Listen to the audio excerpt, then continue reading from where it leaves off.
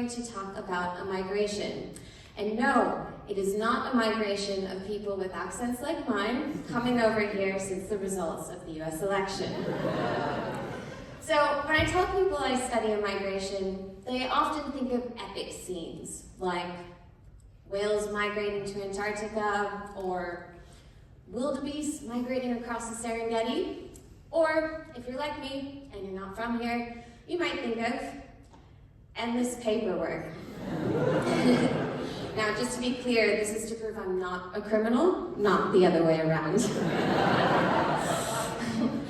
Now, no, the migration I study starts in the deep sea. But before I dive in too deep, a little bit about my own migration. So if you detected an American accent, you're right, I'm from Boston. And a few things about Boston: it's dark for half the year, it's full of terrible drivers, and it's wicked cold. So cold that we can't actually feel when our bodies get numb, so we quite like making snow angels, just like this. But eventually I did have enough of the dark and cold and began my own migration in search of warmer waters, and eventually landed in Townsville, where I started my marine science journey on the Great Barrier Reef. Now, eventually I was feeling like I was missing something. After spending years in the tropics where it was nice and warm, I was missing something that was a bit cold and dark, just like my roots, which you can really only get in high latitudes. So I moved to Hobart. Now, down here, we love the dark and cold and the ocean. You know who you are. So, at the end of my migration, I hope, again, not a criminal, at the end of my migration, I was drawn out deep into the Southern Ocean, where I learned about my favorite migration of all. It's a migration that happens every night in the deep sea, where millions of weird and wonderful critters like fish and krill and little jellies, they swim up to the surface at night to feed, and they swim back down during the day. Now, this is actually the largest migration on Earth, and it happens every single night. And we call this diurnal vertical migration. And through this migration, these critters, they're actually transporting carbon from the sea surface to the deep sea. Now, I feel quite connected to these critters because, just like me, these animals, or in this case, Katy the krill, we start out in a deep, dark place. We migrate to a warmer, lighter place, and eventually we return to the deep, dark depths where things get a little weird. So this migration, it's actually more like your daily commute, but diurnal vertical commute doesn't quite have the same ring to it. Now, you might be wondering, well, why wouldn't these critters just stay in the surface waters where it's warmer, lighter, and there's an all-you-can-eat buffet? Well, think of it like Hobart's housing crisis. Way too expensive.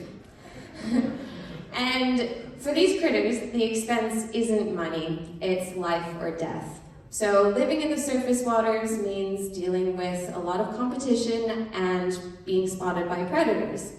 Now, luckily for us, the only predators that we encounter wear suits and hand us rental applications.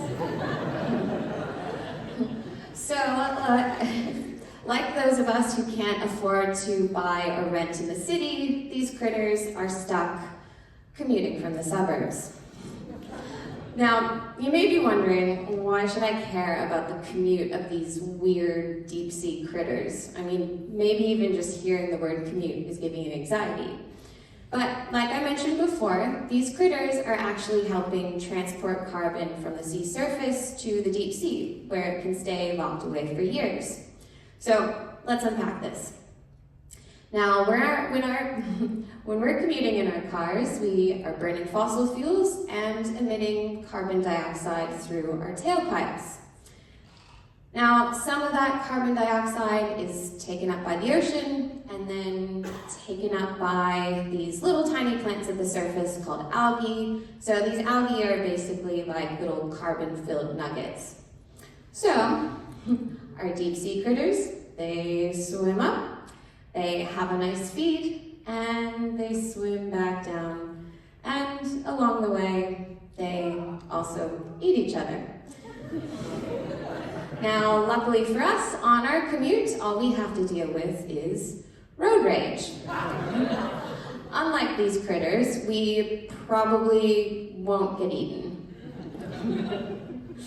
So, just like our tailpipes on our commute, these critters are emitting carbon along the way. How? Well, they breathe, they shed, they die, and of course, you guessed it, through tailpipes of their own, they poop. So, in fact, the ocean is full of poop. We actually just call this marine snow. But no, it's not the type of snow that you want to make a snow angel out of. So, for carbon, this diel vertical migration is really like an express lane to the deep sea. And the deeper it goes, the longer it stays stored, locked away from the atmosphere. But just like us, not everyone commutes. Take Angie the anglerfish. So Angie works from home, spends her days on Zoom calls, not worrying about getting caught not wearing pants. But Angie is eating critters that have migrated from the surface. So Angie is also helping store carbon in the ocean. Good on you, Ange. All right, ooh, oh gosh, surprise, spoiler, so many spoilers. So, I mentioned that this diel vertical migration is the largest migration on Earth. So that means there's a lot of poop. So, it must be important to the carbon cycle, right? I mean, I just spent the past 6 minutes talking about it and 3 years studying it. But as you already know from that spoiler, we don't actually know. So that's where I come in.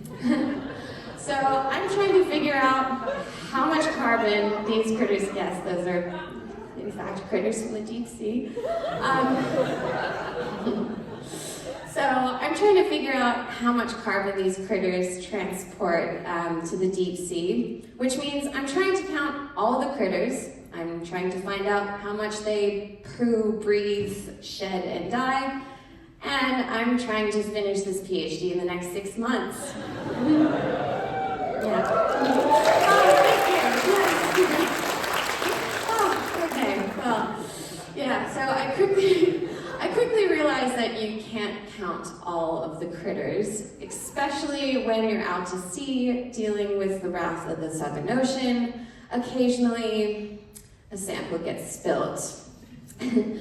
So luckily for us, we don't have to count all of the critters. We can take samples and analyze them back at home. So what this really means is what I do all day is similar to Tyler and Kim. I sit behind the computer. But this is where the real fun begins, because I get to model the system, which is really just a fancy way of saying that I get to play computer games at work. Kind of. So with our models, we take the data that we collected at sea and we plug it into our models and we apply some rates of bodily functions like fecal pellet production, which is really just a fancy way of saying poop rate. So then we run our models, we let them eat, and then we get to see where the carbon goes. There it goes, yeah. So this is pretty cool because eventually we can run these models to see what will happen in the future, which is important because, Angie wanted to get in on this too. So there she goes, yeah. Good on you, Ange. All right, so we're starting to think more about this system, not only because we want to better understand how carbon is stored in the ocean, but we're also starting to think about fishing deeper in the ocean. So it's really important to understand the role that these deep sea critters play in storing carbon so we can manage this sustainably. And we want to get this right before you start seeing them on your dinner plate. So, I hope that you've learned a little bit about different type of migration and how it can help store carbon in the ocean, but I'll leave you with this final thought.